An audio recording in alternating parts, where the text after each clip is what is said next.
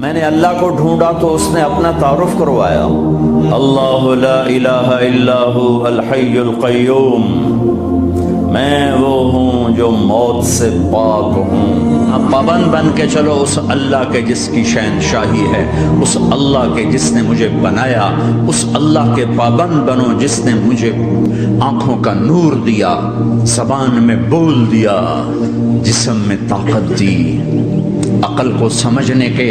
اوصاف دیے۔ اس اللہ کے پابند بن کے چلو جس نے قرآن کو اتارا، جس نے دھرتی کو بچھایا، جس نے آسمان کو اٹھایا۔ آسمان کی چھت میرے اللہ کے قبضے میں ہے، زمین کا فرش میرے اللہ کے قبضے میں ہے، ہواؤں کے جھونکے میرے اللہ کے قبضے میں ہے، سردی کا موسم میرے اللہ کا ارادہ ہے، گرمی کی تپش میرے اللہ کا ارادہ ہے، بادلوں سے پانی کا گرنا میرے اللہ کا ارادہ ہے، برف کا گرنا میرے اللہ کی بادشاہی ہے، اور طوفانوں کا آنا، بجلیوں کا چمکنا، بادلوں کی گرج، موسموں کا تبدیل ہونا، درختوں کے پھل، پھلوں کے ذائقے، ذائقوں میں خوشبو، پھلوں میں مٹھاس، پھلوں کے اوپر کور، چھلکے۔ ایک انار ہی میرے رب کی قدرت کا شاہکار ہے، دانا دانا ذرا جوڑ کے دکھاؤ، پھر اس کو پردوں میں لپیٹ کے دکھاؤ، پھر اس کی پیکنگ کر کے دکھاؤ، پھر اس میں رنگ بھر کے دکھاؤ، پھر اس میں ذائقے بھر کے دکھاؤ، گائے کے تھن سے نکلتا دودھ دیکھو،